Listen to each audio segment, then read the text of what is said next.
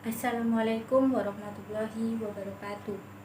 Perkenalkan, nama saya Tri Andika Mustiani, NIM 210210404027, Program Studi Pendidikan Bahasa dan Sastra Indonesia, Fakultas Keguruan dan Ilmu Pendidikan Universitas Jember. Pada kesempatan ini, saya akan menjelaskan atau memberitahu kepada kalian apa itu pendidikan bahasa dan sastra Indonesia.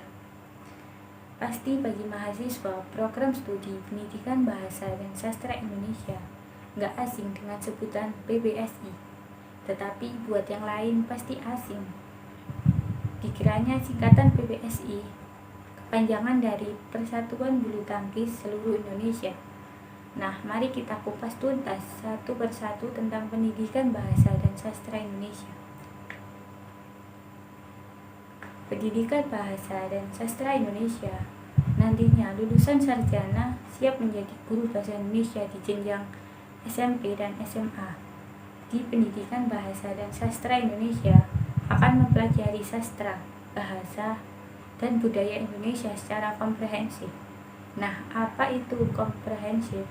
Komprehensif adalah tak hanya meluas dan menyeluruh. Sebetulnya istilah komprehensif adalah memiliki banyak andaan kata. Misalnya saja global, lengkap, universal, teliti, dan masih banyak lagi.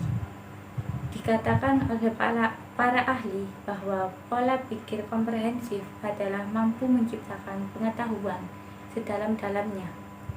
Mata kuliah yang dipelajari di program studi pendidikan bahasa dan sastra Indonesia, contohnya fonologi, morfologi, linguistik, teori sastra, bahasa bantu, sejarah sastra, membaca, menyimak, dan masih banyak lagi yang harus dipelajari. Selanjutnya, kenapa sih harus memilih jurusan pendidikan bahasa dan sastra Indonesia? Pertama, lulusan berpeluang menjadi guru bahasa Indonesia. Kedua, berpeluang untuk menjadi pengajar bahasa Indonesia di luar negeri melalui program bahasa. Ketiga, berpeluang menjadi badan peneliti dan pengembangan Kemendikbud. Keempat, berpeluang menjadi jurnalistik.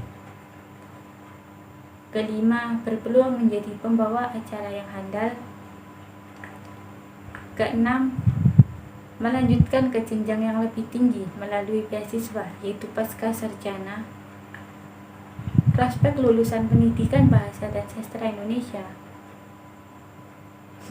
sudah bisa bekerja di pusat bahasa dan balai bahasa, menjadi wartawan, PNS, perpustakaan, guru atau dosen, penyiar, peneliti bahasa, perbankan, penerbit, editor. Selain itu juga ada yang bisa bekerja di Dinas Pendidikan Nasional, Balai Pelestarian Sejarah dan Nilai Tradisi. Kegiatan kemahasiswaan di program studi pendidikan bahasa dan sastra Indonesia, mahasiswa diberi kebebasan untuk berekspresi dan berkreasi dalam bentuk kegiatan seperti mengadakan pemutaran film, pembuatan film dokumenter, film pendek, mengedit film, bermain atau pementasan drama, pameran foto, mengadakan lomba baca puisi, musikalisasi puisi, cerpen, dan mendongeng.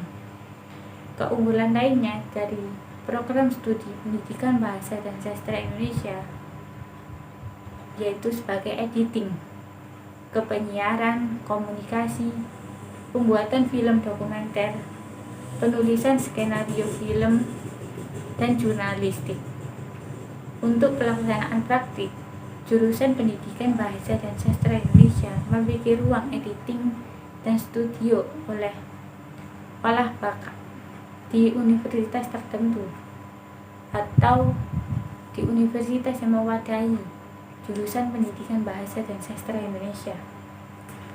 Jurusan pendidikan bahasa dan sastra Indonesia bekerja di bidang perpustakaan. Jurusan pendidikan bahasa dan sastra Indonesia juga mempelajari tentang ilmu keperpustakaan.